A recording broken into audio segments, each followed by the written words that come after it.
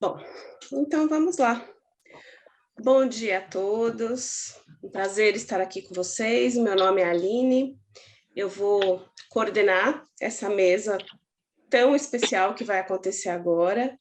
É um prazer estar aqui com vocês, um prazer estar com a Zelinda e com a Bia aqui fazendo parte dessa mesa, desse evento tão lindo, tão especial, tão cheio de conteúdo, pessoas especiais e pensamento, um pensamento muito rico e muito especial. Muito bom estar aqui com vocês. Então, acho que a gente vai começando. Eu vou fazer a apresentação, vou apresentar a Zelinda.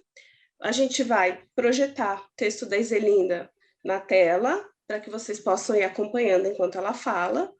Vou fazer a apresentação da Zelinda, depois, quando ela encerrar, apresento a Bia, e depois a gente vai ter um tempinho para bate-papo, tá? A gente vai poder conversar um pouquinho sobre tudo que for pensado aqui hoje, tá bom? Então, eu começo. Zelinda Garcia de Barros, ela é psiquiatra, membro efetivo e analista didata da Sociedade Brasileira de Psicanálise de São Paulo e membro efetivo da Associação Psicanalítica Internacional. Sua prática clínica em consultório particular e as atividades didáticas como coordenadora de seminários na mesma instituição somam-se na escrita de trabalhos científicos sobre a análise de crianças, em particular, sobre a clínica dos transtornos do espectro autista e, na mesma faixa de interesse, a investigação sobre as patologias relacionadas a sofrimentos narcísicos identitários que se apresentam com variadas configurações sintomáticas no atendimento a pacientes adultos. Bom, Isa, se você puder compartilhar a tela aí com o texto da Zelinda, e aí eu passo a palavra para a Zelinda falar com a gente.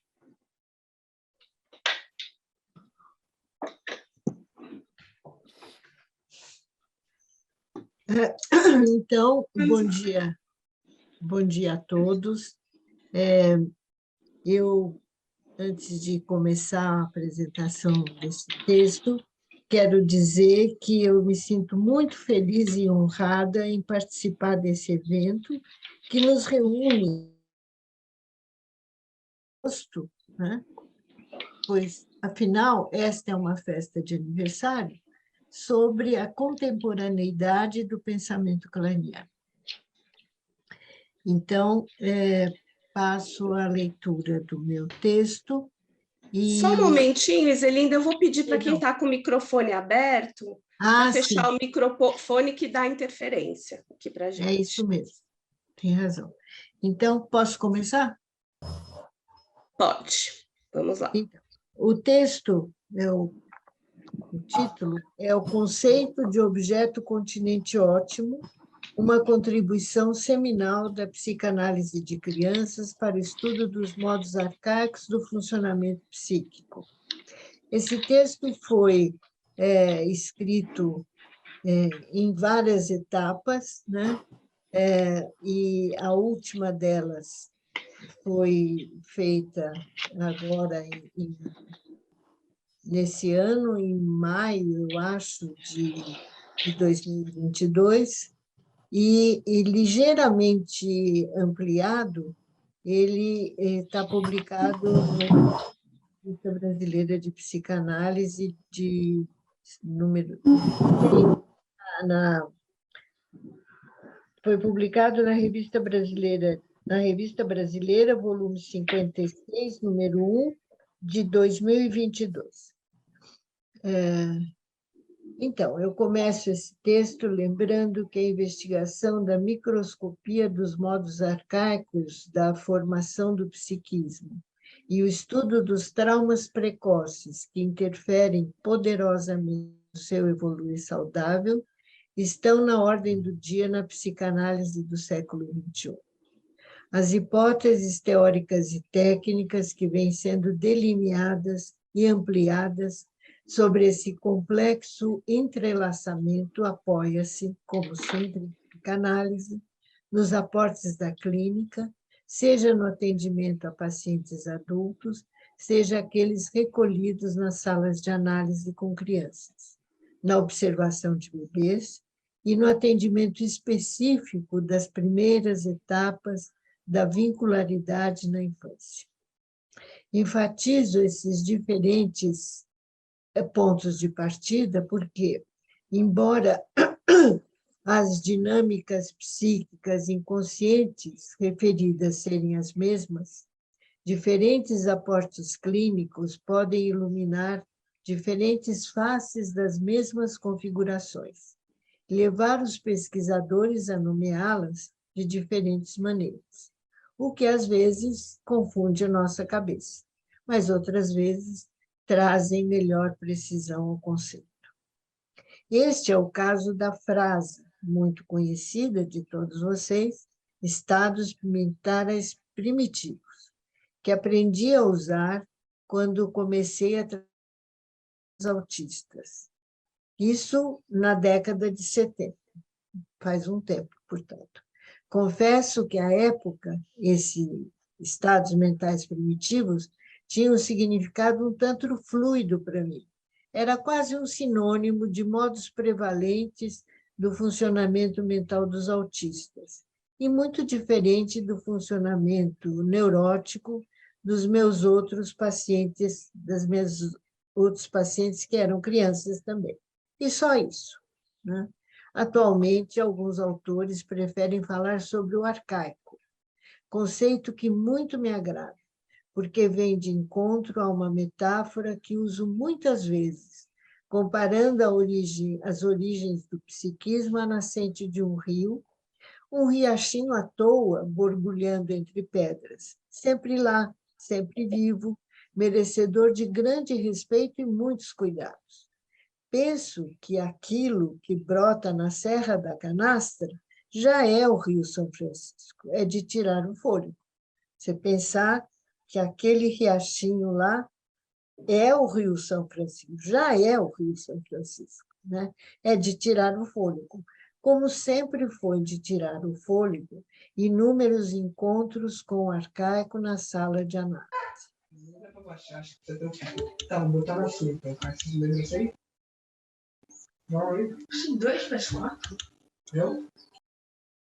Posso continuar? A etimologia da palavra arcaico remete, ao mesmo tempo, a começo e princípio.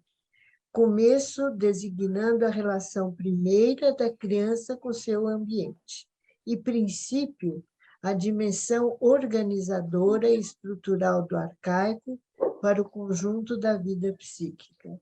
Eu acho ótima esse entrelaçamento de começo e princípio, né? Porque é começo, né? Mas é um princípio organizador, quer dizer, que está sempre presente, né? E está sempre borbulhando lá naquele magma que é a nossa vida somatopsíquica, né? Meu interesse pelos primórdios da estruturação psíquica, como se apresentam na clínica, título de um artigo que escrevi em 2010, vem de longa data, uma vez que, a partir da década de 70, os registros dos estados mentais primitivos ou do arcaico, como prefiro dizer hoje, começaram a se somar nas salas dos analistas de crianças, com a chegada de pacientes trazendo o diagnóstico da síndrome autista, posteriormente renomeada como transtornos do espectro do autismo. Como parte desse grupo pioneiro,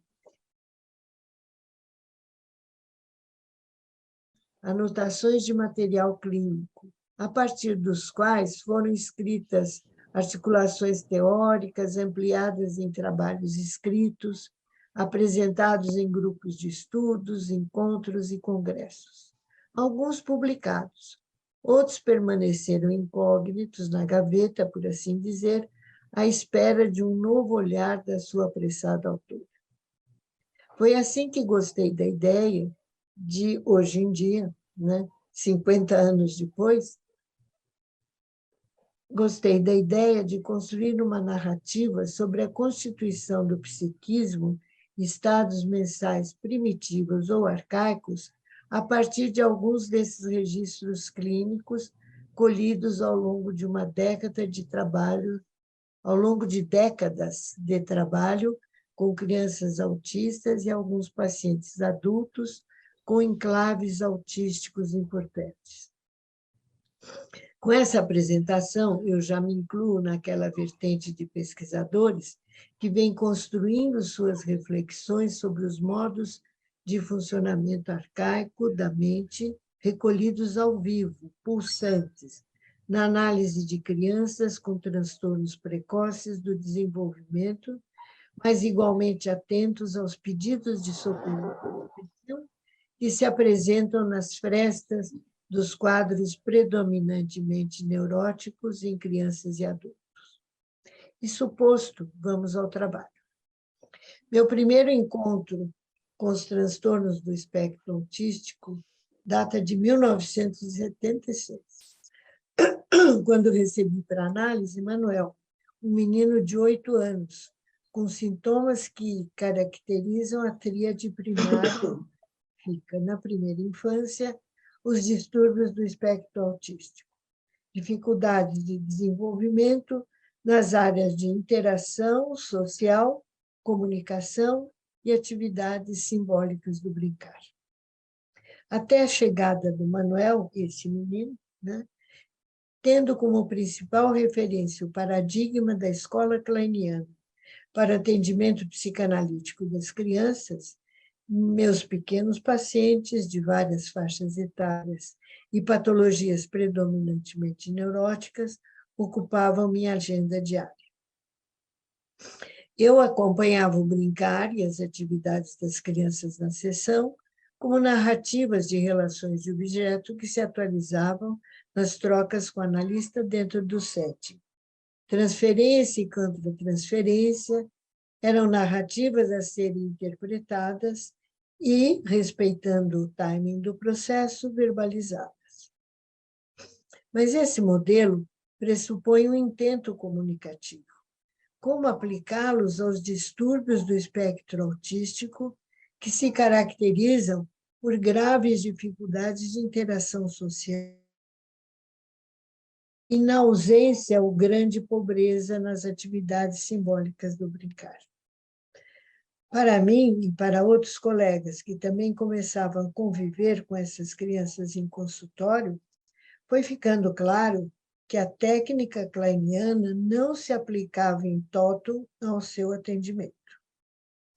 Mas, seguindo a trilha kleiniana, continuamos nos valendo da observação minuciosa de toda e qualquer atividade na sala de análise. No entanto, logo se percebeu que era preciso cautela em lhes atribuir projeções transferenciais. Um minutinho só, que eu vou pedir para me trazerem um pouco de água aqui.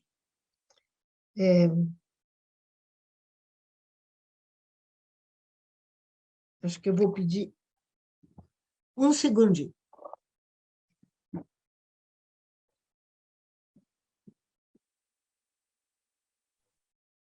Bom, enquanto a Zelinda vai lá, eu queria dizer que, para o final, para a gente fazer a conversa, a gente vai fazer a conversa através do chat, tá?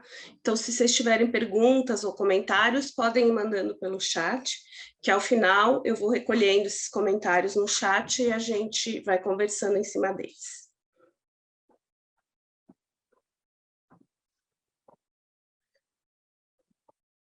Bom, então, eu volta um tiquinho a tela. Pronto. Então, seguindo a trilha kleiniana, continuamos nos valendo da observação minuciosa de toda e qualquer atividade na sala de análise. No entanto, logo se percebeu que era preciso cautela em lhes atribuir projeções transferenciais. Passamos a depender da análise minuciosa da contratransferência, a qual, associada às qualidades de constância, flexibilidade e firmeza na nossa atenção, nos permitia recolher, atribuir e oferecer sentido a fiapos de comunicação, através de ações comunicativas, ou mesmo através de construções narrativas que pudessem estabelecer um vocabulário verbal e não verbal, muitas vezes, compartilhado.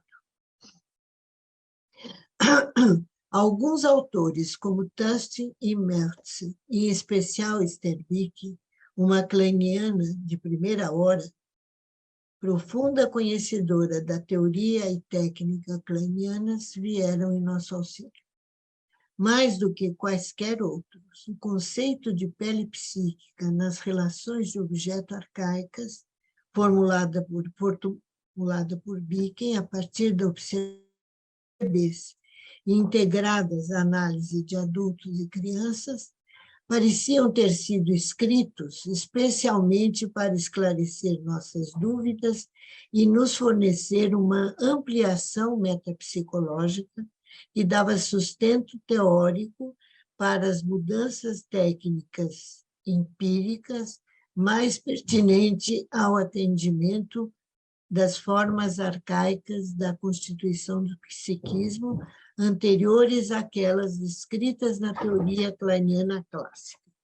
Então, vamos fazer um percurso rapidinho, né, pela teoria kleiniana clássica, ou a teoria kleiniana, conforme constam nos livros que nós temos da publicação dos seus trabalhos. Então,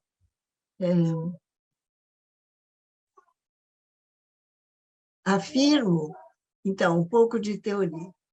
Eu estou rindo aqui porque está aparecendo uma figurinha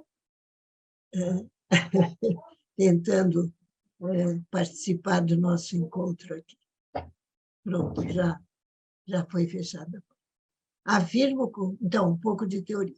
Afirmo com a convicção que os anos de trabalho e reflexão me conferem, pouca coisa, né, gente? Que os artigos seminais de Sterbick, a experiência da pele nas relações de objeto arcaicas e seu texto subsequente trazem uma significativa ampliação no modelo de mente kleiniano e a pedra fundamental, e um dos pontos de partida para as construções teóricas sobre os estados de mente mentais inaugurais. Lógico que esse é um ponto de vista kleiniano, né?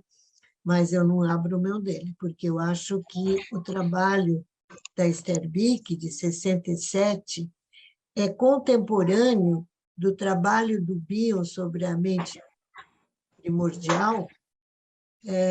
Ambos, é muito interessante, né? Ambos escrevem, cada um do seu jeito e a partir do seu material clínico, né? A respeito do mesmo fenômeno. É muito, muito legal de ler os dois trabalhos juntos, assim, contemporaneamente. Mas vamos para essa revisão da teoria kleiniana, que é só porque é aniversário dela, então a gente gosta de lembrar, né, das coisas que o aniversariante compartilhar e lembrar as coisas que o aniversariante produziu na vida. Está na base da metapsicologia kleiniana a proposição de que, ao nascer, o bebê já é portador de um ego inicial pouco coeso, mas capaz de realizar as operações fundamentais de cisão e projeção e identificação projetiva, essas três coisas.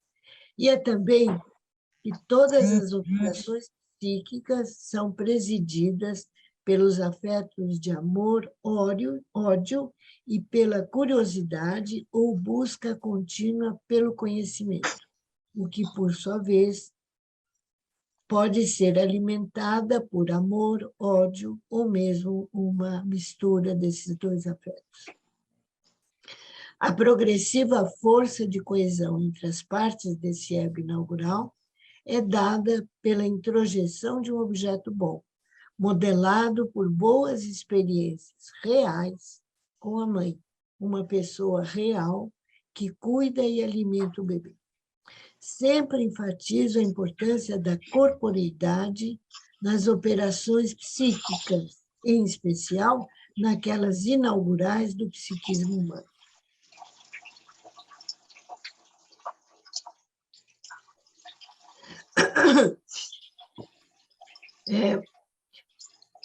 O modelo de mente kleiniano descreve aquele modo de funcionamento mental que se articula entre as posições esquizoparanoide depressiva, sendo que as complexidades das vivências do Édipo se compõem com aquelas vividas na posição depressiva. São faces da mesma moeda. Édipo e o Édipo de 45, especialmente, né? E a posição depressiva. Inveja e gratidão como formas especializadas de amor e ódio. E as formas possíveis de reparação completam essas pinceladas teóricas necessárias para dar continuidade ao meu raciocínio. As ansiedades ligadas à separação, sejam de caráter persecutório, sejam depressivas, sempre foram objeto de atenção especial. Aliás, como eu disse até no comentário sobre o material clínico, né, são espécie de... A identificação das formas de ansiedade é uma espécie de condução, né, do olhar para o material clínico. Novos conhecimentos vindos especialmente da observação de bebês e do material clínico proveniente do atendimento de crianças autistas levou à hipótese de que, diferente do que se acreditava na teoria kleiniana clássica, a primeira operação do ego inicial é a incorporação do objeto continente, o qual, ao modo de um invólucro vivo, dando continência passiva às partes do ego inicial, cria passivamente a coesão necessária entre as suas partes, para que agora ativamente o ego possa realizar as funções primárias de cisão, projeção e fazer o uso do mecanismo de identificação projetiva. Em outras palavras, esquematicamente, a incorporação do objeto continente apareceu uma coisa aqui. Sobe um pouquinho, por favor. Obrigada. A incorporação do objeto continente antecede as operações de cisão e projeção realizadas ativamente pelo ego inicial. Então, começa aqui, né, um acréscimo, um desenvolvimento, né, um dos primeiros desenvolvimentos muito consistentes, né, do pensamento kleiniano clássico. Mas, como vocês veem, não seria possível isso acontecer sem esse modelo que eu brevemente apontei. Em outras palavras, esquematicamente, a incorporação do objeto continente antecede as operações de cisão e projeção realizadas ativamente pelo ego inicial. Ocorre-me que a incorporação do objeto continente e a introjeção do objeto bom sejam operações simultâneas de incorporação, que é o objeto continente, e introjeção, que é o objeto bom, em torno de um mesmo objeto, e apoiadas nas experiências com o objeto real da mãe que cuida e alimenta. Esse objeto continente é assim definido. O objeto continente, eu que pus o continente, o objeto continente ótimo é o mamilo na boca, juntamente com a mãe que segura a criança. Fala com ela.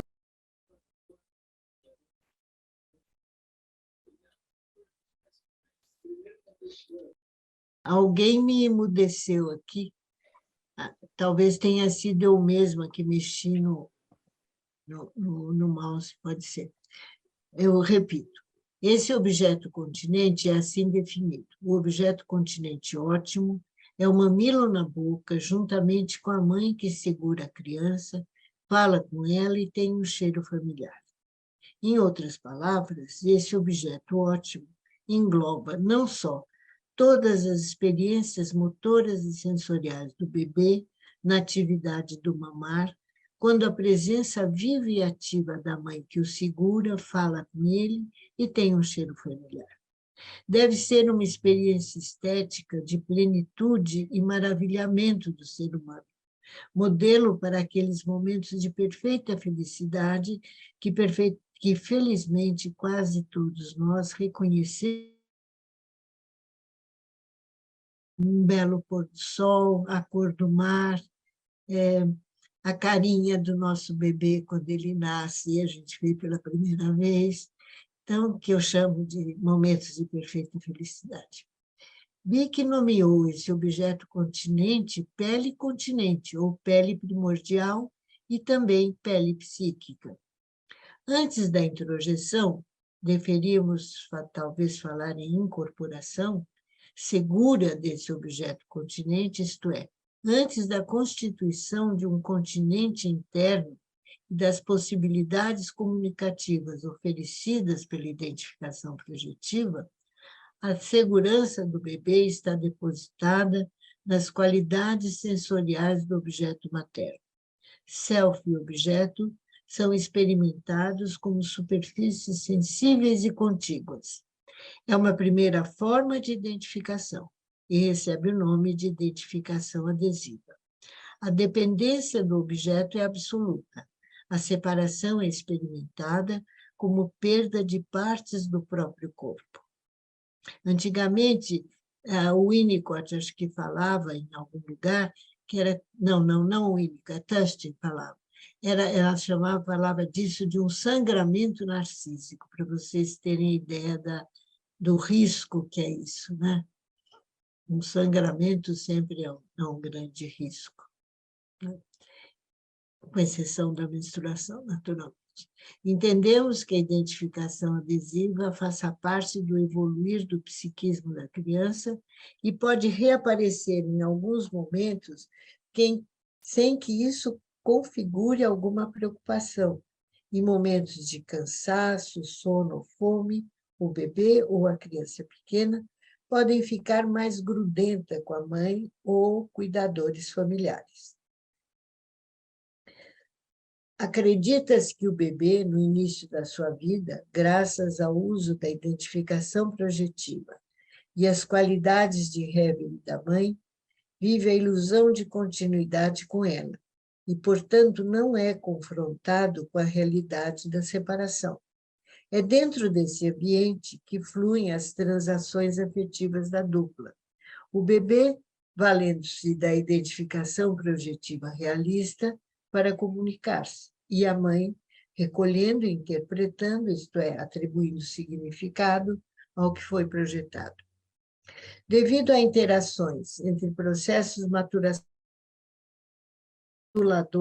do objeto materno, o gradual reconhecimento da separação entre a mãe e o bebê, ou o bebê e sua mãe, é paralelo ao desenvolvimento dos processos normais de simbolização e pensamento.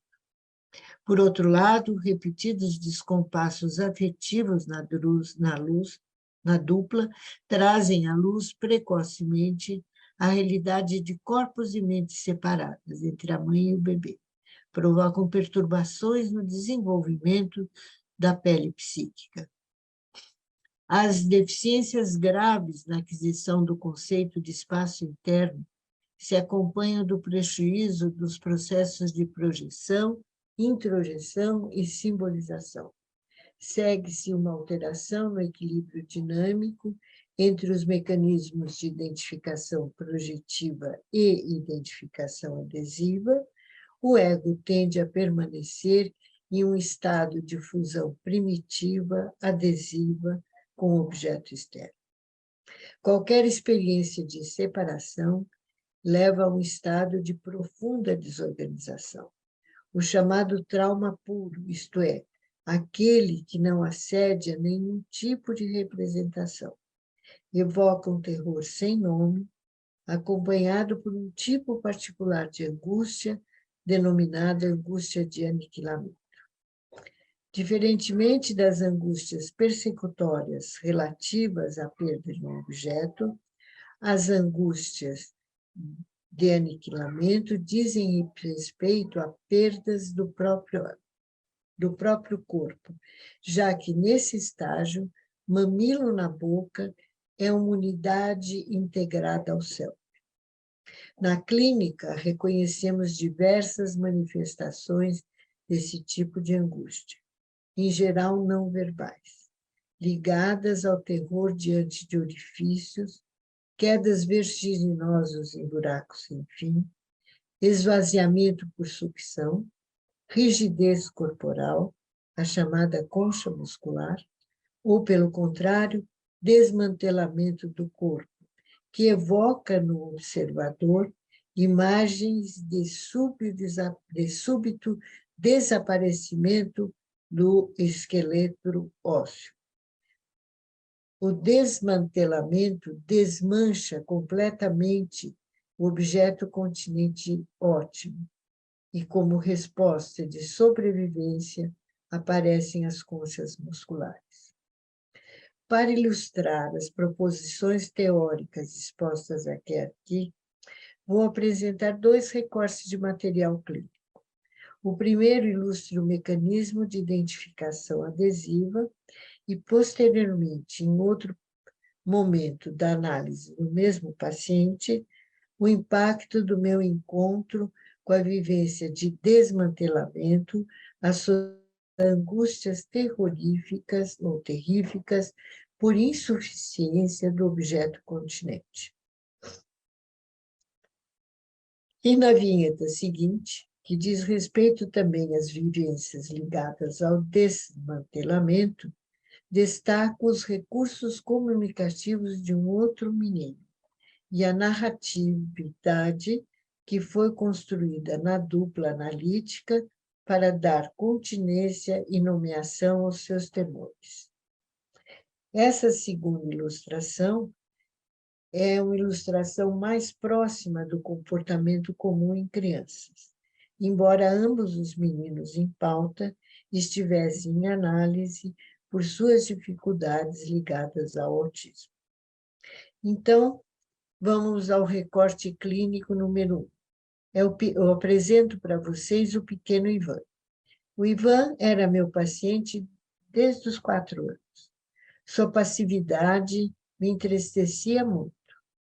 Entrava na sala de sessão sem reclamar, mas durante o tempo que estivesse na sessão, organizava combinações com lápis e giz de cores. Ele ficava mexendo nos lápis, mas tinha uma organização, né?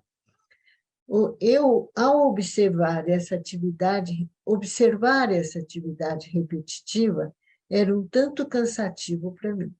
E para me entreter e não voar para longe da sessão, eu ficava observando a cena e falava com os meus botões, em voz baixa, mas com entonação e comentários, quer dizer, eu usava a prosódia, né? Dizia assim, sim, agora o senhor lápis amarelo resolveu ficar ao lado do senhor giz preto.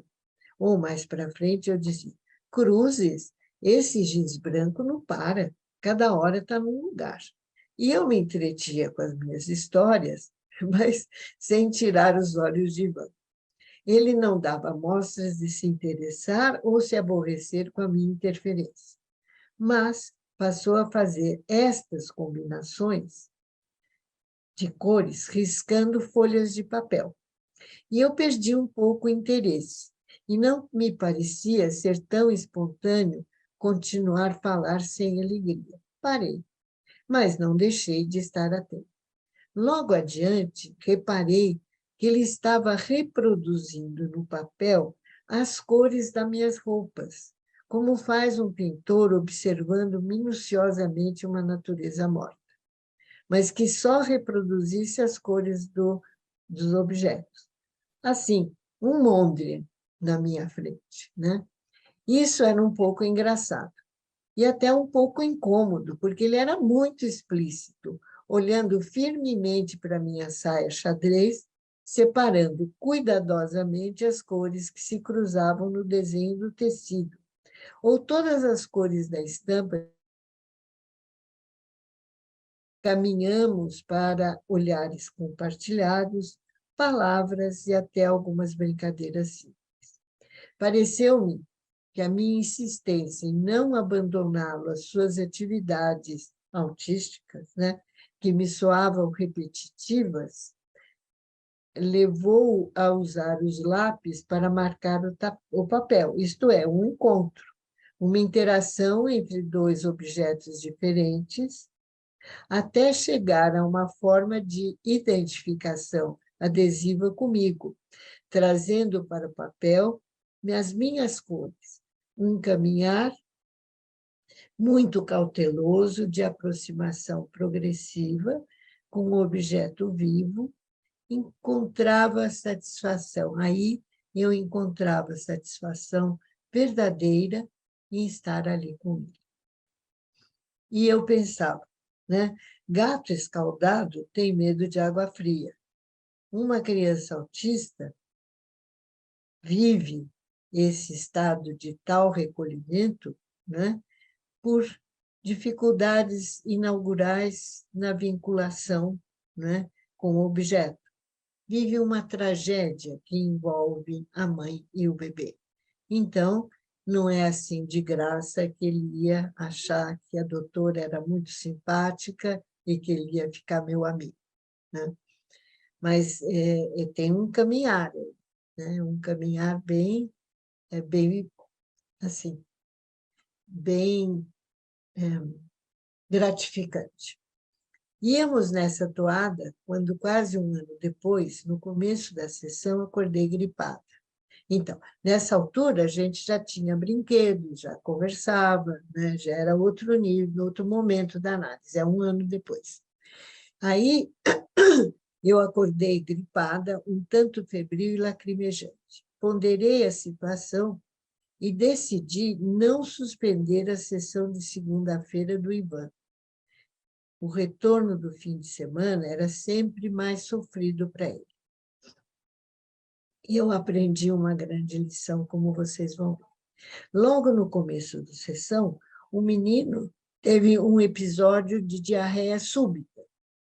Sua expressão de profundo desamparo, petrificado no meio da poça líquida, mobilizou recursos insuspeitados no estado gripal em que me encontrava, e rapidamente me pus a ajudá-lo.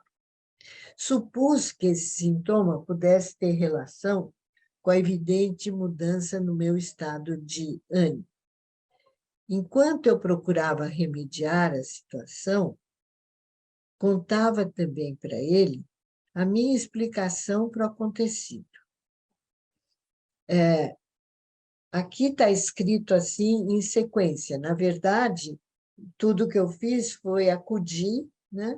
E depois que já estava um pouco melhor, que eu pude falar alguma coisa. É que quando a gente escreve, parece que tudo é muito legal, é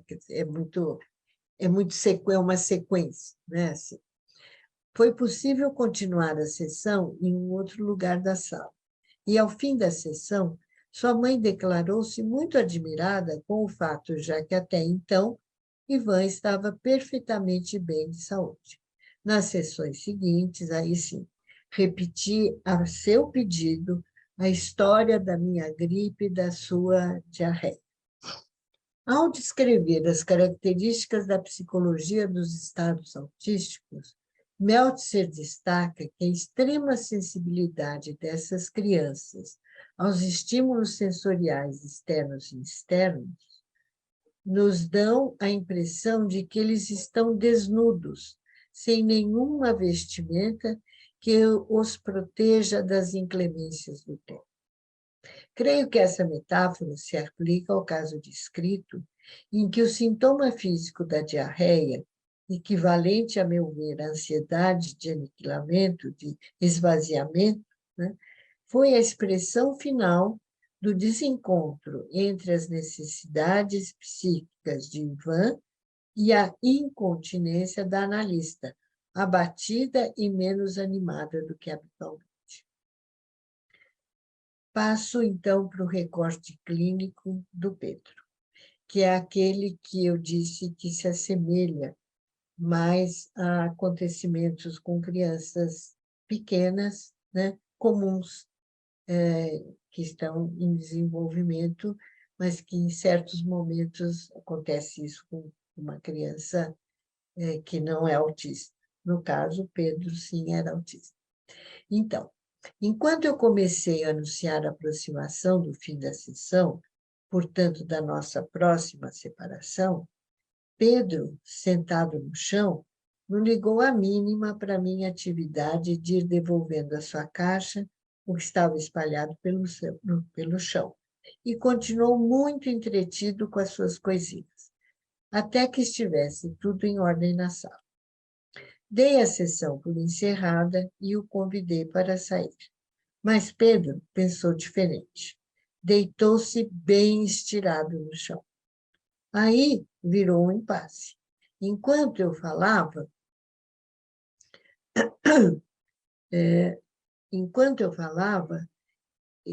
lembrava, conversava com ele, ele não se mexia. Finalmente, acabei por pedir a ajuda da sua mãe, que estava na sala de espera. Então, logo ela entrou na sala, a se agitar, mas sem sair do chão. Sua mãe e eu, muito perturbadas, resolvemos que ela deveria voltar para a sala de espera. Continuei na sala pensando em uma solução. Algum pequeno movimento dele, não me lembro qual, né, me levou à ideia de que eu deveria tomá-lo no colo e levá-lo para a mãe. Então, eu falei num tom decidido, mas não bravo, eu só estava intrigada. Sabe uma coisa, Pedro? Eu acho que hoje eu preciso levar você no meu colo para a mamãe, né? Eu não me dei conta que eu não teria força para fazer isso, porque o Pedro tinha 3 anos e meio e era um moleque muito parrudo, muito forte. Mas foi isso que eu falei. E ele, né, pelo contexto, eu entendi que a tarefa, que a ideia tinha sido aceita, né? Eu me abaixei e o tomei no colo. Lembrando o Bill, que o paciente é o nosso melhor companheiro, eu lembro-me de que a tarefa foi possível, né? E não foi tão difícil porque ele colaborou. Ele fez alguma coisa que permitiu que eu pegasse um moleque de, sei lá, 20 quilos no meu colo, né? E saísse com ele assim. São 2 passos, 3 passos, né? Na sala de espera, ele passou dos meus braços para o colo da mãe. Pedro deitou a cabeça no ombro dela e assim saíram da sala. Fiquei observando a cena pela janela. Ainda com Pedro no colo, a mãe abriu o portão e, já na calçada, Pedro pulou do colo da mãe e, de mãos dadas, foram embora. Nas sessões seguintes, esse roteiro se repetiu. Eu sempre dizendo que ele, Pedro, ainda precisava passar do meu colo para o colo da mamãe, sem nenhum buraquinho entre a mamãe e eu. Uma das vezes ele falou, medo. E eu me lembrei de uma outra menina que me contou, no começo da sua análise, que ela achava que tinha um buraco entre a porta de entrada e o portão do consultório. Ela sabia que não tinha nenhum buraco, mas precisava fazer esse percurso com alguém. Olha que bonitos exemplos de simbolização primária e a passagem da simbolização primária para a simbolização secundária. Penso que são experiências relativamente fugazes, essa do Pedro, né? De vivências arcaicas que podem aparecer no contexto de uma análise, Mas no caso do Pedro, parece-me que a atividade tão primitiva, ligada à necessidade imperiosa de passar sem descontinuidade de um objeto continente para outro, também nos faz pensar em registros arcaicos ligados à perda de sustentação, ao terror de desaparecer no vazio. E ainda aqui, a atividade de fim de sessão foi transformada em um jogo, isto é, em uma atividade simbólica que deu continência para uma vivência arcaica de terror. Essas vinhetas ilustram na clínica uma configuração arcaica da constituição do psiquismo, centrada em torno da incorporação e introjeção do objeto continente ótimo ou pele psíquica, acompanhada dessa forma particular de identificação, a identificação adesiva e suas formas específicas de angústia. E a partir dessas hipóteses de trabalho, formuladas a partir da clínica, como sempre em psicanálise, vem-se desenhando novas estratégias técnicas, entre elas as ações interpretativas associadas à narratividade, como ilustradas nos exemplos acima, que não deixam de ser interpretações transferenciais, com novas vestimentas, adequadas para valorizar, recolher e oferecer continência e sentido àqueles fiapos de imaginação. Imagino que estes fiapos de comunicação venham daquelas partes sadias do self, os quais, afastando-se das ofertas enganosas de suas partes narcísicas, enviem mensagem em busca de objetos que, recolhendo suas demandas, possam ajudá-los no caminho da apropriação dos seus recursos inatos, sempre disponíveis para o desenvolvimento psíquico, desde que encontrem objetos continentes a lhes dar guarida. Termino aqui a minha apresentação do texto, não antes, entretanto, né,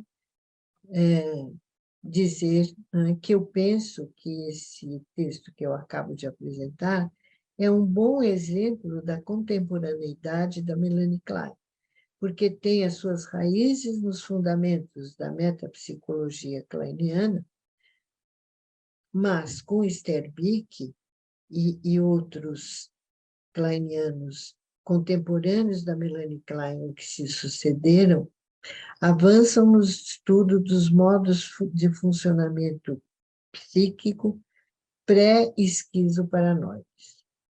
E, finalmente, eu não poderia encerrar minha fala sem agradecer, na presença de Godoy, aos meus co-irmãos kleinianos, a oportunidade de estar aqui com você todos. Só falta mesmo cantar parabéns, querida senhora Klein.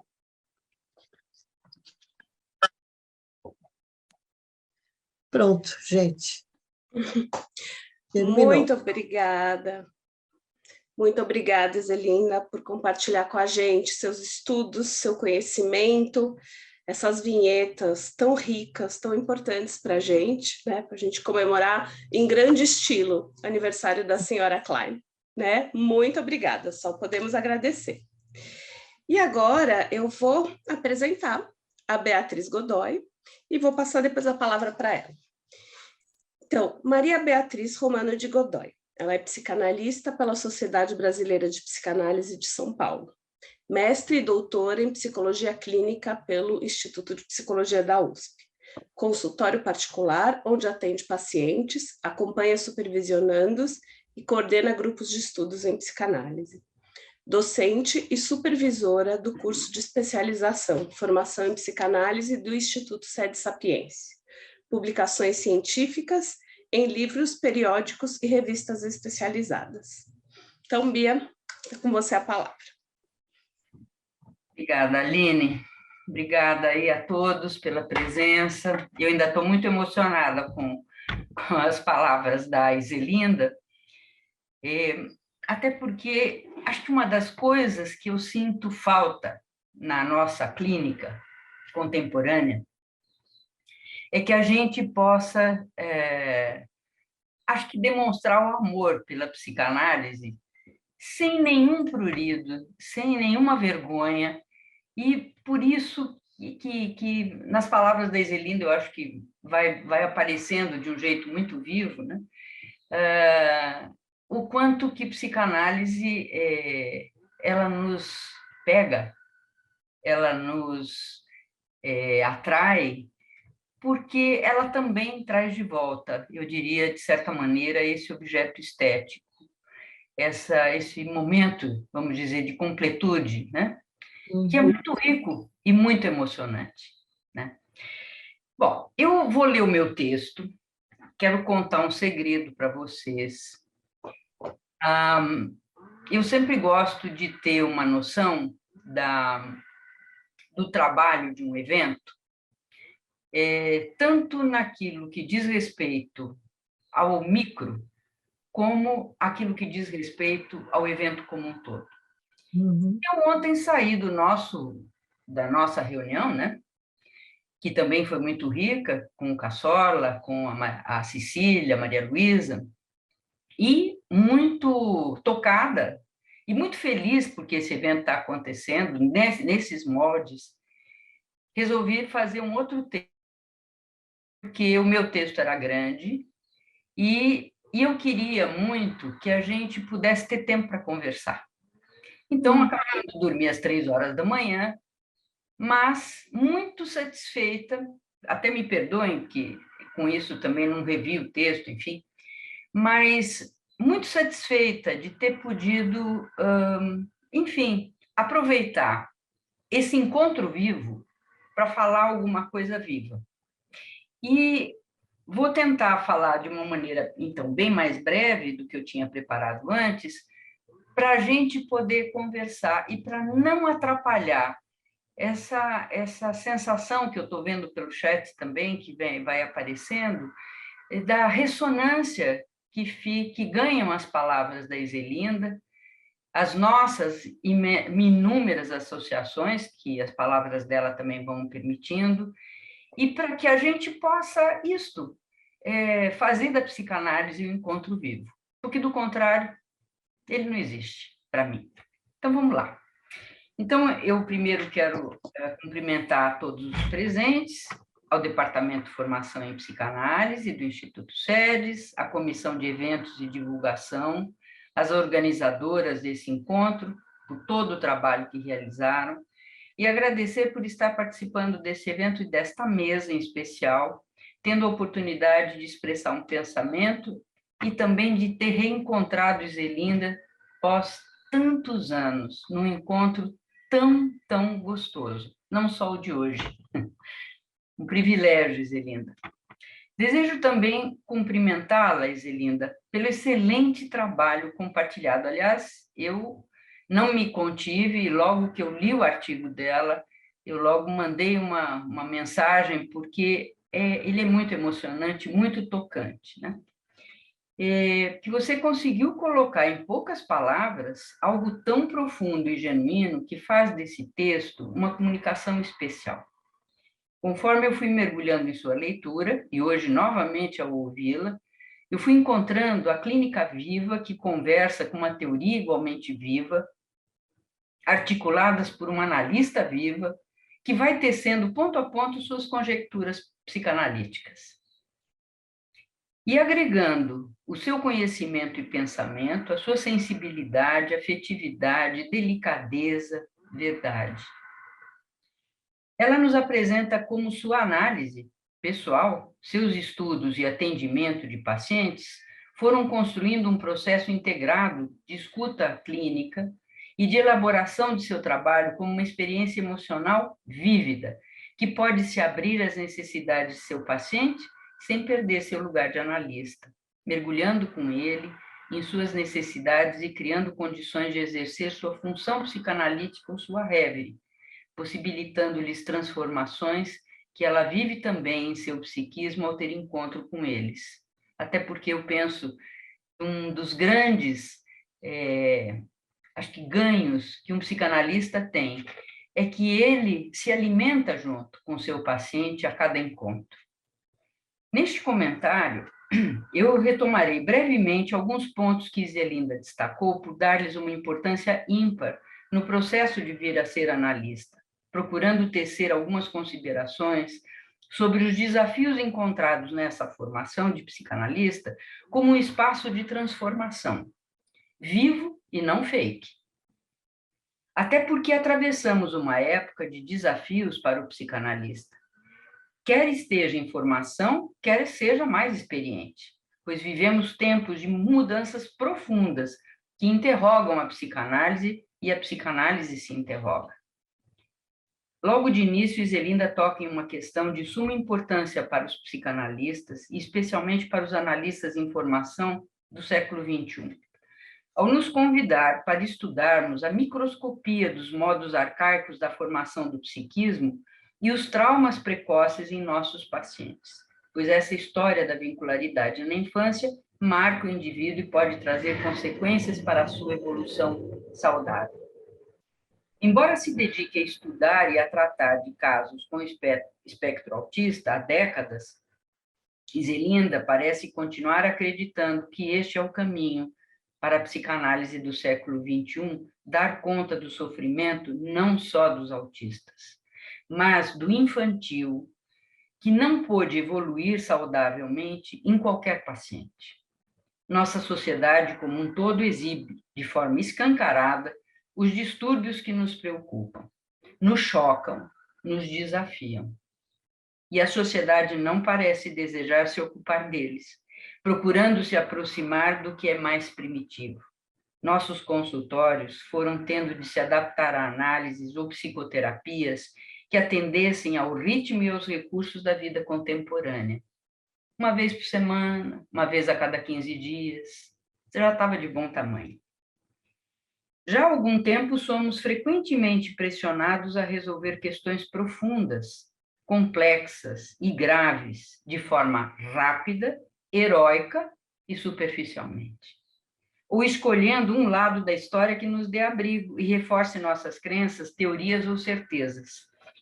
Como se devêssemos esquecer daquilo que nos constitui psiquicamente, esquecer do antigo, do primitivo, do arcaico, tão difícil de se acessar, de levar em conta, de transformar.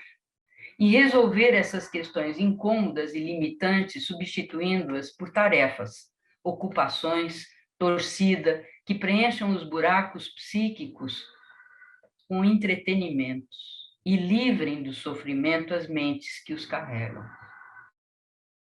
As tentativas das famílias e em nós mesmos para oferecer o que de melhor um filho, uma filha ou uma pessoa precisa ter para dar conta da vida e ter sucesso. Graças a uma certeza de que quanto mais for a oferta e mais ocupado o corpo e a mente, melhor. E essa grandeza pode se ligar a qualquer coisa, de atividades, cursos, trabalhos, tratamentos, treinamentos, relacionamentos, esporte, viagens, compras. Mas quem são os filhos e filhas?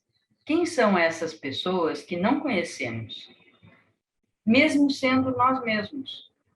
Por que o evoluir saudável não se concretiza, embora muitos contem histórias de sucesso? Essa descrição feita nos remete a falar dos elementos beta, quando as impressões sensoriais e as experiências emocionais não se interligam, não conseguem ser transformadas, não prestam ou não se prestam para a função de pensar e são vivenciadas como concretas, devendo ser evacuadas. Esses elementos beta, como não se prestam a sonhar, pensar, simbolizar, elaborar, não se ligam enquanto causa e consequência, portanto a mente continua em posição esquizoparanoide, talvez nos começos dela, e não funciona ou não suporta funcionar mais do que por alguns momentos em posição depressiva. As angústias, as defesas, as relações de objeto, as fantasias inconscientes E tudo o que deriva desses aspectos não se interliga, não se integra ou não dura muito. E podem seguir como sequências infindáveis durante toda uma vida, servindo para o tempo e a própria vida serem gastos e expulsos, já que a angústia subjaz, o alívio não chega e a sublimação não se dá. O evoluir saudável vai ficando comprometido, inibido e impedido. Falta e faltou função alfa, capaz de transformar as coisas em si em sonhos e pensamentos, realização e evolução. Eu entendo que Bion, ao afirmar que a Reverie da mãe é a função alfa da mãe, ele coloca em destaque uma condição dessa mãe: estar aberta e insaturada para conhecer o seu ou a sua filha, e assim ser continente para o que ele ou ela necessita, para receber suas identificações projetivas e comunicações primitivas, transformá-las e disponibilizar para ele ou ela, numa relação de profunda disponibilidade e amor, para conhecer a sua própria verdade e a verdade desse outro que dela nasceu, mas com vida própria e ó próprio. Acima esse conceito de outro também fundamental, que é a função psicanalítica da personalidade, inspirado na Reverie materna, ao dizer que a busca epistemológica é inata em qualquer indivíduo e que essa pulsão para conhecer as verdades deve ser desenvolvida no analisando através da análise da introjeção dessa função de seu psicanalista. Designa uma atitude mental profunda ante a verdade e o conhecimento de si mesmo, e deriva da história psíquica vivida por qualquer um de nós nos seus primórdios. Nesse sentido, eu penso que todos nós carregamos um tecido psíquico, que deve ser nutrido e desenvolvido pela busca ou busca das verdades, ou da verdade, especialmente da verdade de si. Quando isso não ocorre ou não há lugar para essa experiência emocional, periga desse tecido ir sendo corrompido, adoecido, danificado, num espectro de patologias que desafiam o psicanalista e, por que não, o cientista social.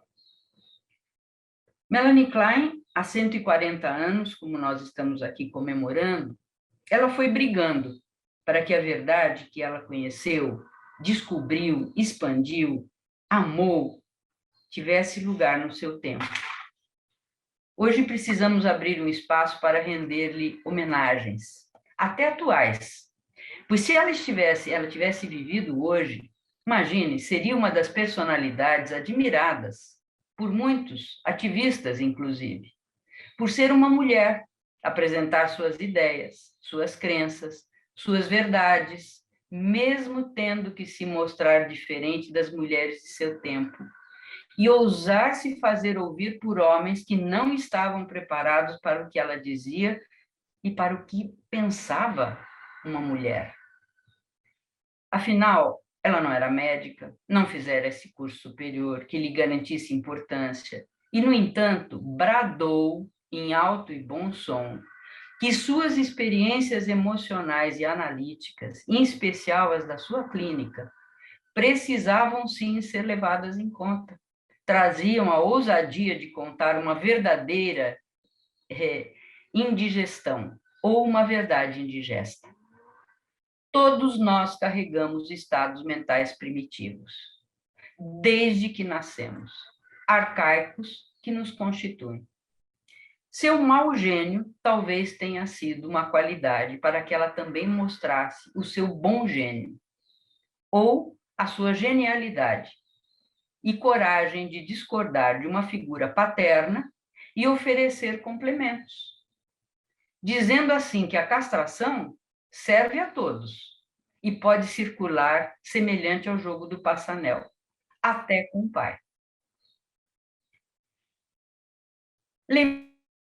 Textos que uso quando dou aula sobre perversão inspirada na teoria kleiniana, 2 textos, vamos dizer, da década de 20, de 1927 e outro de 1934, onde ela traz à tona tendências criminosas em crianças normais, e o outro sobre criminalidade. No primeiro, ela estava às voltas com a descoberta recente de um superego primitivo. E na sobre criminalidade, em 34, ela estava elaborando a diferença entre o funcionamento do superego primitivo e do mais desenvolvido, quando se dá conta também da importância da agressividade na constituição do psiquismo. E mesmo descrevendo em detalhes fantasias inconscientes que traziam à tona já nas crianças um mundo perigoso de ódios, cobranças, revoltas, vingança, violência, ressaltava que o amor acompanhava todos esses sentimentos, afetos e emoções, desde o bebê até o adulto. Metaforicamente, já naquela época, ela avisava que era preciso abandonar o Rio São Francisco e retornar à Serra da Canastra, para os primórdios da estruturação psíquica e encontrar o arcaico. E aprender a lidar com a transferência e contra-transferência, que ela não gostava mesmo muito, com a intuição, que ela também não dava esse nome, mas que Bion, felizmente, resgatou, com a sensibilidade para acessar os fiapos de mente, que ela começou a usar, que é onde borbulha a vida psíquica. Eu costumo dizer que é preciso mergulhar, falo isso para os meus pacientes e para os meus supervisionandos, e aprender a fazer a pescaria daquilo que é fiapo de mente, desse arcaico que permanece pulsante e trazendo ainda esperança, mesmo trazendo junto perigo, emoção, choque, surpresa, horror. Penso que sem isso dificilmente poderemos colaborar para que nossos pacientes retomem seus processos de evolução saudável. Melanie Klein escolheu lidar com o que via, incluindo palavras, descrições, intervenções e interpretações cruas, duras, chocantes, esquisitas, malucas, como dizem os nossos alunos, que expunham verdades não ditas e acho que malditas. O arcaico para ela se ligava à fidelidade às verdades que ia descobrindo, em sua análise e em sua clínica. O mais primitivo incluía não só lidar com o que estivesse ligado à pulsão de vida, mas ela insistia com o que a pulsão de morte punha em relevo. Como nos disse Cassorla ontem, ela talvez tenha sido a psicanalista que mais explorou essa noção freudiana de pulsão de morte. De um outro jeito. Nos ensinava e incentivava a incluir em nossa escuta e a trabalhar em nossa clínica com a agressividade e a destrutividade que emergia na análise da transferência, sublinhando que para uma análise poder alcançar profundidade, era necessário lidar com a transferência, positiva e negativa, e construir uma narrativa que incluísse as primeiras relações vinculares, os afetos e interação, bem como as relações de objeto intra- e interpsíquicas. Insistia também para que o analista estivesse vivo, junto com seu paciente, desde o início, não ocupando o lugar do morto. O analista kleiniano precisava observar, estar atento, próximo a seu paciente e falar com ele para construir o objeto bom, vivo e presente. Disso derivou a Rêve que Bion concebeu, imagino. Isso é história. Mas com ela abriu caminhos. Por exemplo, como no próprio caso de que, atendido 15 anos antes do Léo Kanner descrever essa síndrome do autismo, já que para ela era um caso de esquizofrenia e que fazia com que ela imaginasse ter que tratar com a fixação e a inibição num estado arcaico de desenvolvimento. Abriu caminho, trouxe uma ponte. Permitiu assim que outros olhares e outras escutas pudessem avançar, a teoria se desenvolver, a técnica se aperfeiçoar, para lidar com casos como os autistas, em que o arcaico hoje, enquanto a falta da incorporação do objeto continente é que prevalece e pede que se trabalhe de outra forma.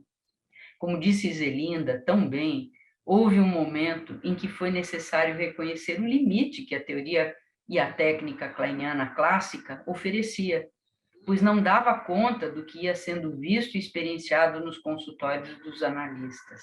Nós estamos sempre com esse desafio. Objeto bom não podia ser construído, portanto, o ego não podia se fortalecer, a cisão organizadora do caos não aparecia, a identificação projetiva enquanto comunicação também não se constituía. Quando Zelinda descreve a angústia, a relação de objeto e a defesa vivida pelos autistas, me fez recordar que outros autores chamaram atenção para uma posição ou uma fase anterior à esquizoparanoide.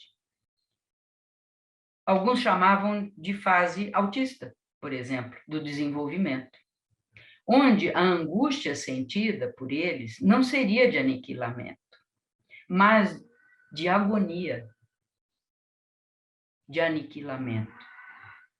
Figueiredo tem um livro onde ele explica essas coisas de uma maneira também magistral. Então, era uma agonia frente à desintegração. Alguns psicanalistas chamavam de angústia oceânica ou cósmica. Daí o horror sem nome, o desespero, um sentimento anterior à angústia persecutória e ao medo. Um aniquilamento especial, digamos assim. A defesa mais primitiva seria, então, a identificação adesiva, e a relação de objeto seria a de grude, parasitária, não simbiótica, parasitária. Não podia realmente haver nenhum buraquinho entre a mãe, o bebê, ou a criança, ou o adulto, porque temos adultos que, às vezes, têm esse núcleo e se convertem em normopatas. Bom, daí a importância fundamental do trabalho de Esther Bick e seu conceito de pele psíquica, desenvolvido a partir dos estudos de observação de bebês e suas mães, que tanta luz trouxe para o atendimento dos autistas, mas também do infantil que habita em todos nós e nunca prescreve. E ter feito tanto sentido ser esse o mais primitivo e arcaico para esse momento de desafio. Para esses pacientes ou para esses núcleos que ficaram fixados nesses começos de vida psíquica, os fiapos parecem ser ainda mais escassos. Demandam do analista uma disponibilidade para mergulhar nesses estados e lidar com a sua capacidade negativa, suportando a não palavra, o não saber, a frustração que o limite nos impõe. Com a castração, ter que criar meios de chegar a esses pacientes pelas beiradas, ou usando o próprio corpo, como fez Zelinda, até que algo avance dentro deles e da relação analítica, onde caibam símbolos, ou pelo menos equação simbólica. Atualmente, penso que a psicanálise vem sendo cada vez mais desafiada a trabalhar com a mente primitiva, nem sempre a dos autistas. Vejo que encontramos infinitas paralisações no desenvolvimento psíquico, na evolução da vida psíquica. Particularmente, há muito tempo venho estudando e me dedicando a conhecer e a expandir esse conhecimento, me aprofundando nos distúrbios narcísicos e nas organizações narcísicas. Um campo complexo que me levou a pesquisar e conhecer muitos autores com abordagens diferentes que contribuíram para desenvolver uma teoria onde postulo algumas hipóteses, aqui resumidamente, tais como aludi anteriormente, a mente parece ser constituída por um fluido, ele esgarça, esburaca, rompe e corre o risco de não poder ser reparado. A verdade de si alimenta a saúde desse tecido psíquico, talvez a da nossa sociedade também. A mente parece ser constituída por núcleos neuróticos, psicóticos e perversos, em interação constante, e não apenas partes espalhadas no self. E é preciso aprender a trabalhar com eles simultaneamente, reconhecê-los para poder tratá-los. Hoje, até fiquei pensando, pós o nosso encontro, que está sendo tão rico, que talvez precisasse incluir os núcleos autistas, porque eles também fazem parte desse espectro que também tem um movimento não só das posições. Dentro desses núcleos, esses núcleos também circulam e também têm movimentos. E os nossos pacientes vão de um para o outro sem aviso prévio. Parece que a castração se dá em 3 tempos na vida. O primeiro, ligado ao desmame. Talvez, se tiver o núcleo autista, talvez tenha um outro, talvez tenha um quarto, que seja esse de suportar minimamente algo que se separa, por exemplo, o mamilo da boca. Não desmame ainda. Um começo. Mas, aqui, eu digo que o primeiro é ligado ao desmame. Coincide com a passagem para a posição depressiva e o reconhecimento de que mãe e bebê não são uma unidade. Portanto, é preciso tolerar a quebra fora desse objeto continente ótimo, maravilhoso. Mas isso pode ser possível se ele tiver sido incorporado. Senão, o segundo momento, então esse primeiro momento seria a castração narcísica. O segundo coincidiria com o Édipo freudiano ou clássico, sendo o momento do reconhecimento de uma lei, de que a gente não pode tudo. Seria da castração edípica. E o terceiro é um que eu venho observando, especialmente porque eu também atendi por mais de 20 anos crianças, mas agora atendo muitos idosos. E, curiosamente, existe um desafio. Esse terceiro momento de castração refere-se à condição de cada um de nós suportar quem vamos nos tornando em direção a ó. Não definimos quem somos ou seremos. Temos algo que é preciso nos curvar e enlutar. E aí elaborar. Parece haver um espectro a ser conhecido que nos apresenta, que me lembram os autistas, só que ajustados dentro de uma cápsula, entre aspas, onde eles podem viver absolutamente fora da realidade dos outros. É uma realidade própria, onde não precisaria haver castração e nem frustração, nem dor, nem sofrimento. Mesmo que para isso eu tenha que criar um script para uso externo. De um lado, a normopatia, e hoje eu penso que no extremo oposto vem a perversão, com infinitas nuances nesse intervalo. Meu capítulo nesse livro tenta desenvolver essas ideias. Nossa clínica, nossa análise, nossa formação são instrumentos e recursos para expandirmos a psicanálise, continuarmos a estudar e a conhecer o que os psicanalistas foram descobrindo e construindo, deixando como legado para nós. E aí, eu gostaria de falar muito com quem ainda está em formação e com quem ainda pode se sentir em formação continuada para sempre. Eu desejo salientar a importância da formação séria e responsável de um analista. Daí a importância de conhecermos em nossa formação o caminho que nossos mestres fizeram, se possível de forma insaturada, para aprender e apreender com eles o que foi a construção de um conhecimento arqueológico, sem manual de instrução. Cada um podendo avançar e oferecer ao conhecimento algo fundamental e fundante, para que a psicanálise e sua metapsicologia acompanhem as transformações que o ser humano vive ao longo dos tempos. Reconhecer Freud e os freudianos, Klein e os kleinianos, de primeiras horas, nossos mestres, aprender com eles, nos faz avançar e suportar a castração de não saber tudo, mas de poder aprender muito e nos admirar com gratidão e reconhecimento com o que eles nos revelam e ajudam a avançar, podendo reviver internamente o que cada um de nós teve enquanto objeto continente e seu processo de desmame. Em nossas formações enquanto psicanalistas, aprendemos a conhecer o pensamento de Freud e de seus seguidores homeopaticamente.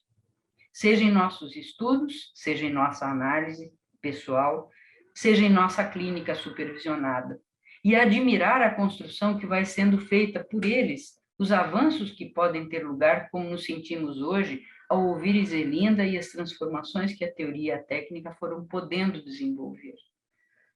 Finalmente, é preciso dizer que uma apropriação de uma herança, especialmente como a que Freud e seus seguidores nos legaram, inclui em lutar para fazer mudanças. Esse será um luto que equivale a renunciar à idealização que acompanha todo um processo de formação. Renunciar à figura idealizada do professor, do analista, supervisor, etc., perfeito, à perfeição dos institutos formadores, renunciar ao narcisismo da infância e poder aceitar os próprios limites. É o luto do outro no lugar idealizado da completude e a aceitação das limitações que todos carregamos. A teoria ou as teorias só serão, de fato, úteis se não forem herança morta. Hoje assistimos com Iselinda a herança viva. Não preciso matar Melanie Klein para poder ter lugar um avanço.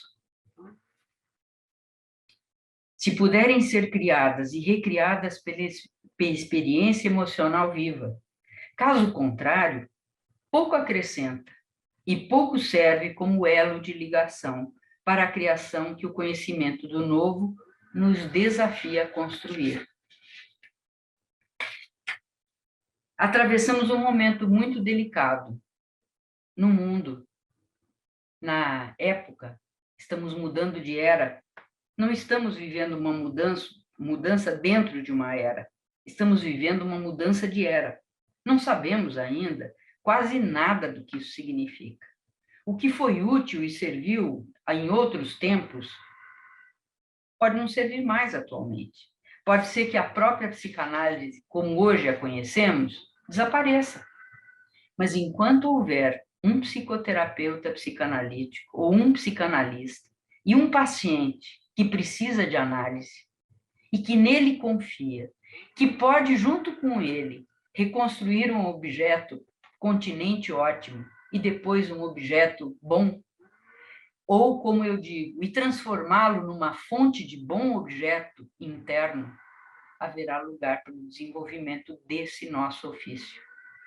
Aí cabe também uma responsabilidade ímpar a todos nós, a de manter viva a psicanálise como um método, como técnica, como metapsicologia que conserve o amor à herança deixada pelos que nos antecederam, que nos une enquanto profissionais desde Freud, e a de permitir que aqueles que buscam como nós o conhecimento e o desenvolvimento de si próprios possam tecer ponto a ponto a construção da teoria com a prática clínica e com a subjetividade, fazendo do aprendizado uma fonte e um interminável dever. É isso. Obrigada. Muito obrigada, Bia. Que texto lindo, maravilhoso, emocionante. As duas falas, né? Como você disse, são a psicanálise viva, a Melanie Klein viva, né? E em paralelo com essa necessidade da gente fazer o luto por uma série de coisas idealizadas que a gente vai trazendo ao longo da formação e da vida. Muito obrigada. Bom, agora a gente vai passar para o nosso bate-papo. A gente já tem aqui algumas perguntas, mas primeiro eu queria saber se Iselinda quer fazer algum comentário antes da gente passar para as perguntas que a gente tem aqui.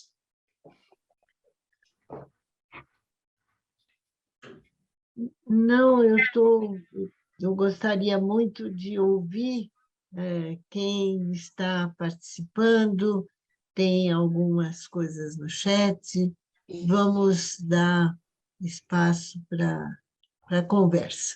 Né? Então, vamos lá. Bom, a gente tem muitos agradecimentos, muitos elogios, super pertinentes, falando sobre a sensibilidade, a riqueza, né, e a emoção que os textos trouxeram para a gente. Então, eu vou começar. A primeira pergunta, que está aqui no chat, é a do Vitor. Ele escreveu o seguinte: pensando na exceção do sangramento na menstruação e o sangramento narcísico, será que a menstruação também pode ser risco pela TPM?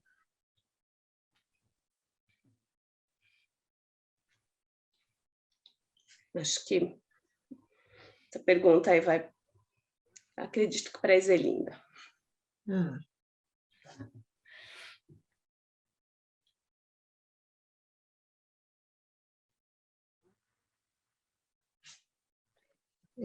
Eu penso que é muito curioso, né, que,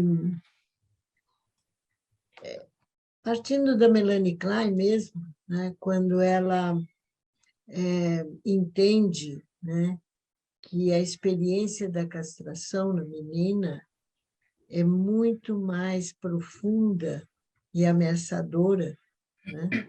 Ao contrário, né, da ideia de que a questão da castração dizer respeito somente aos meninos, né? E ela faz ela muda, né? Ela muda a chavinha, né? Ela fala, não, é muito mais profundo na menina, né? Por conta até de uma questão biológica, de uma questão de organização do corpo masculino e feminino. Então, me parece, né, que as duas únicas situações em que sangramento de perigo de vida, né, é a menstruação, né, que é um sinal de presença de vida, de uma situação, né, de saúde, né.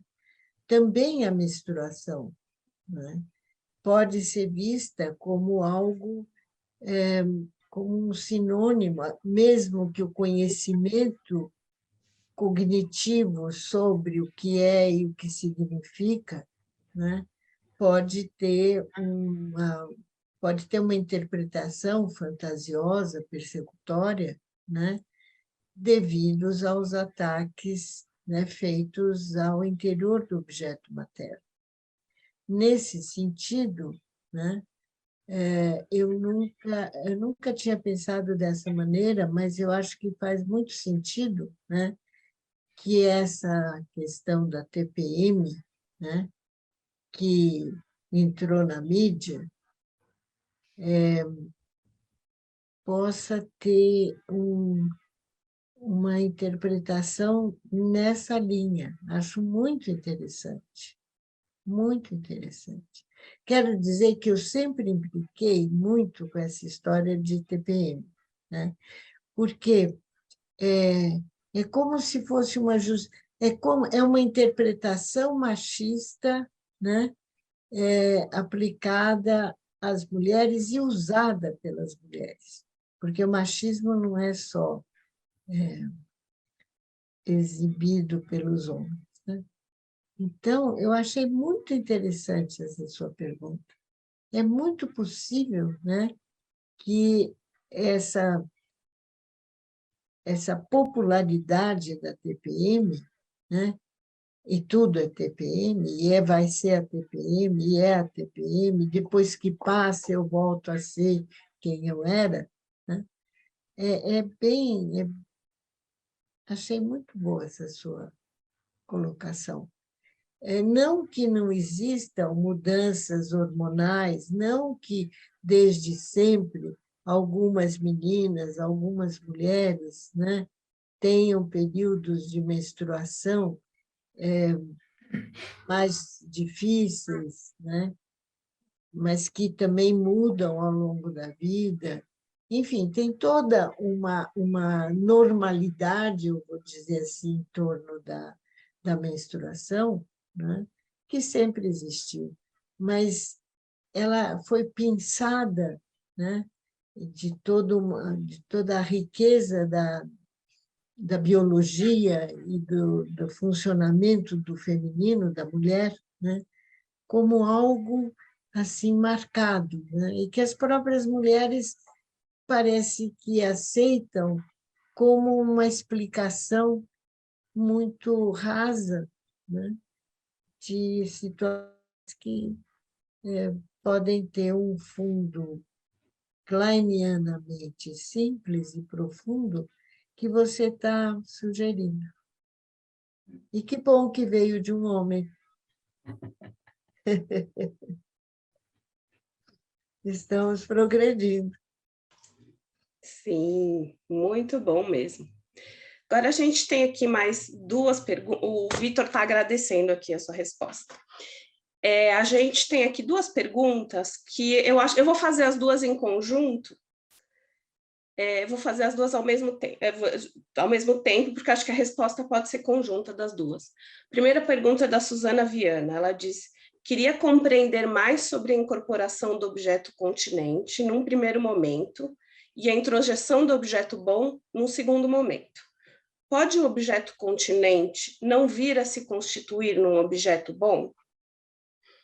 E a outra pergunta é da Maria Luísa Persicano.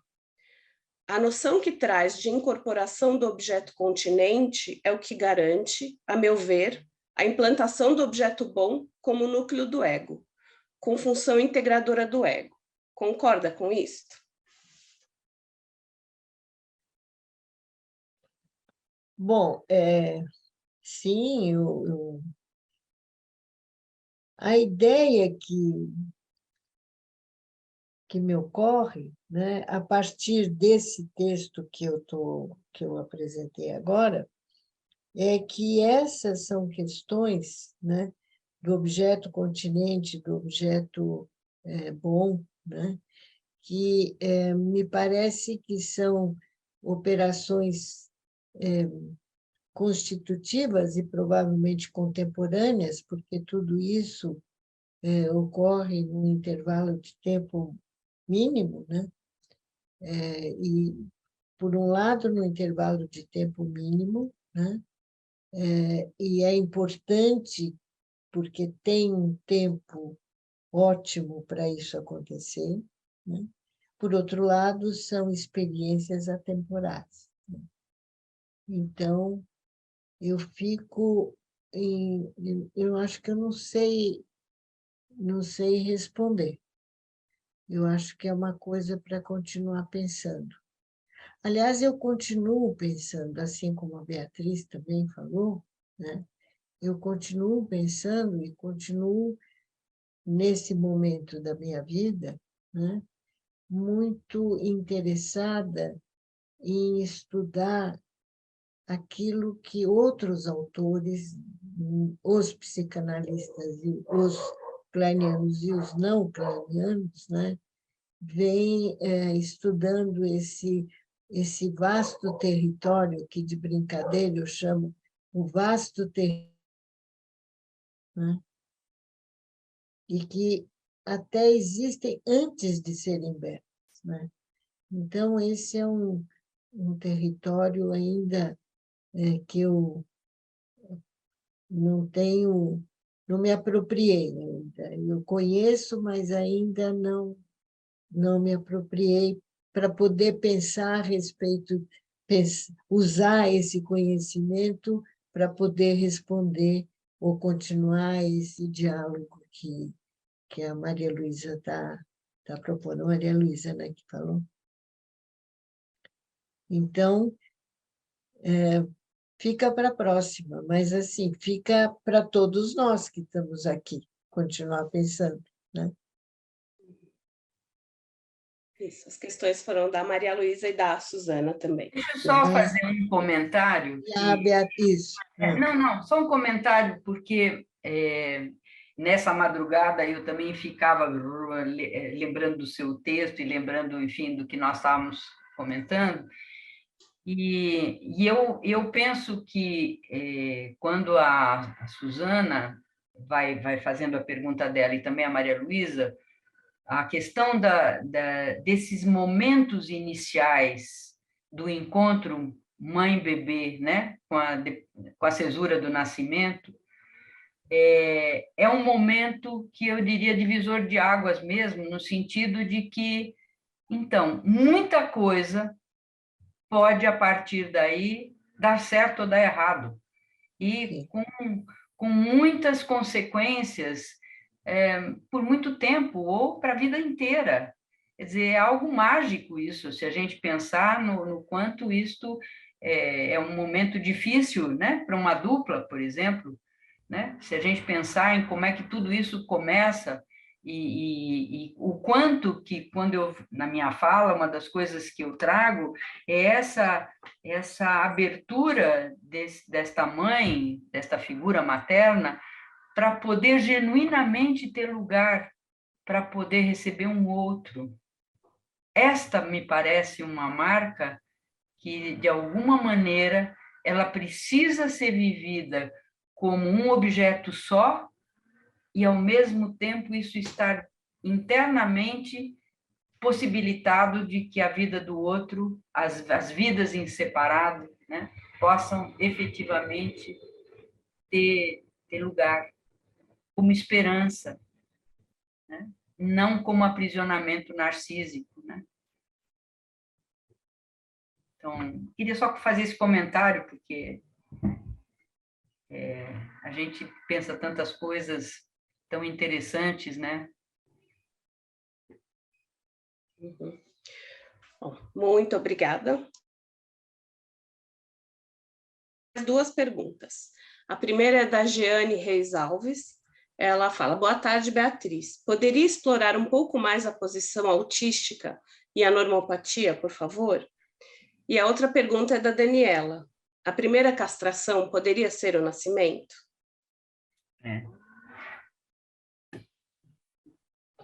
Então, quando a Jane faz a pergunta, né, sobre a posição autística, então, isso quando, veja, muitos anos atrás, né, Zelinda começou em 76, eu fui pegando carona nesses estudos depois de 1985, já, veja, 10, 15 anos depois, né, que essa parte do autismo já estava sendo atendida e estudada, mas como já existia naquela época estudos que iam mostrando que a posição esquizoparanoide talvez não fosse a primeira, havia algo antes, né? Que foi batizada de posição autista justamente porque o que constitui, na teoria das posições, cada uma delas é um tipo de angústia, um tipo de defesa, um tipo de relação de objeto e um tipo de fantasia inconsciente, né? Então, são esses 4 aspectos que a gente leva em conta, por exemplo, para saber se estamos dentro de uma posição esquizoparanoide ou uma posição depressiva, né? E quando a gente está falando dessa anterioridade, e que eu estava justamente elencando, então, a angústia não é persecutória, né? É um tipo de aniquilamento, que Melanie Klein falava em aniquilamento, mas muito ligada também à questão persecutória, né? Pelo menos assim que eu entendo. E essa angústia desses começos, ela não é persecutória, ela é terrorífica, é outra coisa, né? Quer dizer, quando a gente está falando, quando eu estou dizendo que esses núcleos, eu preciso saber onde eles estão, porque há momentos que tem deslizamentos na palavra, na manifestação.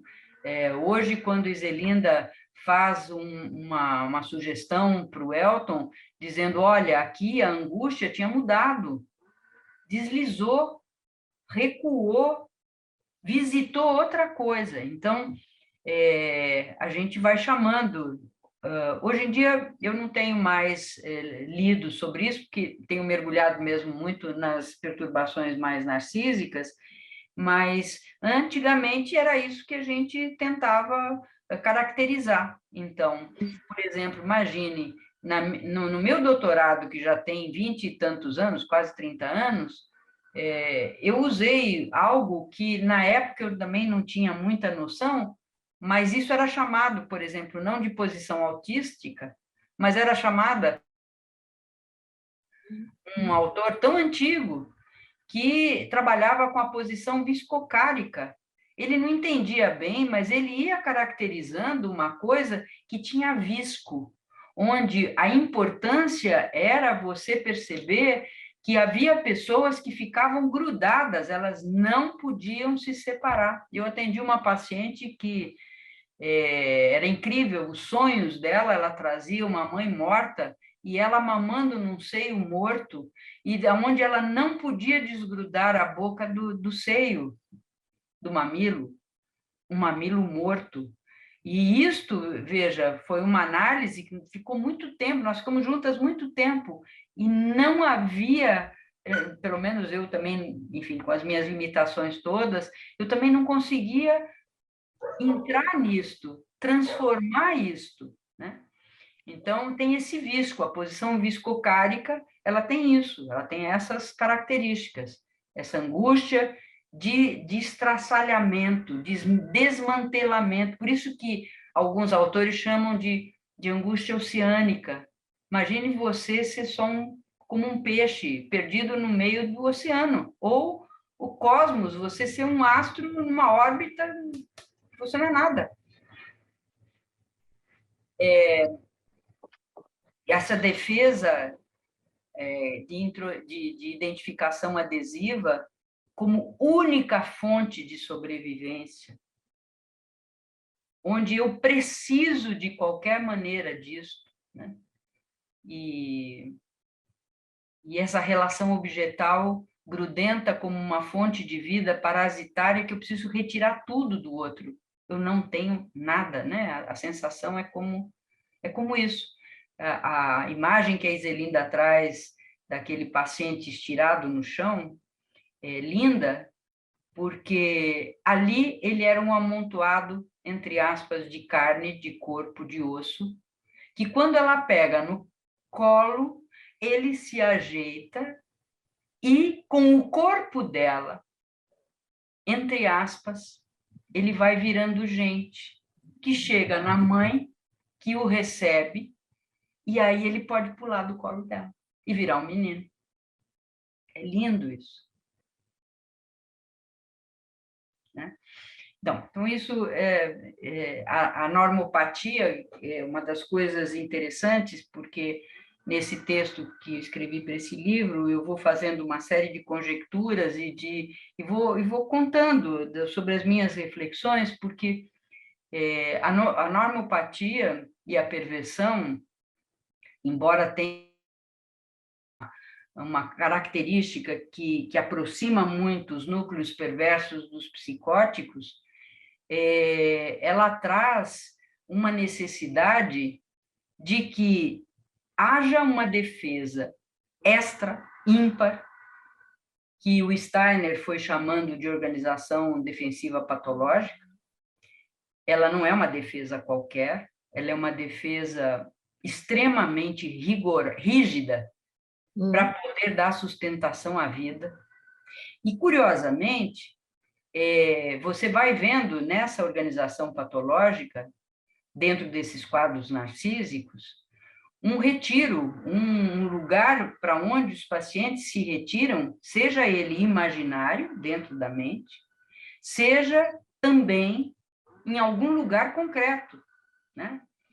Nesse artigo eu conto de uma freira que foi para um convento justamente buscando isso, e que ela pira, ela enlouquece, psicotiza e ao mesmo tempo vira uma perversa de 5 cruzes, quando o Papa diz que ela não pode ficar no convento como alguém que morreu para o mundo. Ela tinha que viver. Não deu. Faliu. Então, veja, são interfaces muito interessantes que vão chamando a atenção da gente, porque a gente, por exemplo, olha para a sociedade e vê uma sociedade doente. Acho que isso, para nós, não é uma dúvida, é uma certeza. Nós estamos convivendo com uma sociedade doente. E quanto mais essa sociedade se mostra tão vulnerável e, ao mesmo tempo, tão resistente a poder recuperar a sua verdade, a olhar para dentro de si, e veja, são situações que a gente, enquanto psicanalistas, bom, temos muito aqui nos questionar e ver como é que a gente, enquanto psicanalista, poderia trabalhar por isso, além das transformações que nós adotamos como nosso ofício ao longo da vida. Mas atendemos poucos pacientes. Enfim, a outra era da Daniela, isso? Que a primeira castração poderia ser o nascimento? A gente não chama de castração porque, até hoje, pelo menos, né? Eu nunca ouvi a castração do nascimento, mas a gente fala mais na separação, né? Agora, é interessante, isso me fez lembrar que eu tenho uma sobrinha que ela vem trabalhando, ela é fisioterapeuta e ela trabalha com acupuntura para trabalhar com mulheres que estão para dar à luz e os bebês precisam virar. E a acupuntura faz essa mágica. Muito interessante. Ela colocando uma conversa comigo, ela vai dizendo da paixão que foi tomando conta dela, perceber, porque ela também teve filhos em parto natural, etc., e partos muito bem-sucedidos, enfim. Mas a paixão dela de perceber o papel do bebê. O bebê não é passivo. E aí vem toda essa questão, por exemplo, da passividade, que dentro de uma outra abordagem, a gente pode dizer que a passividade é extremamente ativa. Dentro dessas aulas, né, que a gente vai desenvolvendo sobre perversão, nós temos alguns textos em que a gente vai vendo como a passividade ela pode ser de uma força ímpar, às vezes para transformar uma relação numa relação com cadáver. O outro não existe, não tem libido, não tem força, não tem pulsão de vida. Ele não é passivo. Às vezes tem bebês que já têm essa característica, será? Então, são pesquisas que às vezes nós fazemos quando interpretamos e colocamos um ponto de interrogação. Enfim, precisamos parar, né? Chegamos no horário, mas a Daniela comentou que ela pensou na doutora e na prática, falando da placenta, do abandono desse meio. Bom, então a gente está chegando no horário, queria perguntar se vocês querem falar mais alguma coisa antes da gente encerrar. E contar também que tem muitos comentários sobre a emoção que essa mesa causou na gente aqui. O pessoal comentou muito da emoção e muita gratidão a vocês duas. Que bom, né? Eu só quero dizer que essa emoção e essa gratidão são vias de duas mãos. A gente não sai, a gente sempre sai modificado, enriquecido dessas trocas, não é verdade? Isso aí. Então... Verdade. Bom, então, muito obrigada, Zelinda, muito obrigada, Beatriz, por compartilharem com a gente, e a gente vai ficando por aqui, então. Muito bom. Muito obrigada. Muito bom mesmo.